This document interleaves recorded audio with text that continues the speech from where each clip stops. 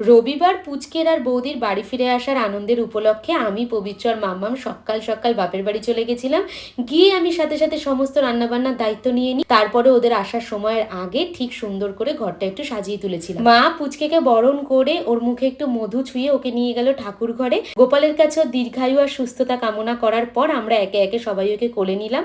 আর এই দিনকারই দাদা দেখলাম আমাকে একটা স্পেশাল রাখি গিফট দিল, ছোট্ট একটা অ্যালার্ম ক্লক।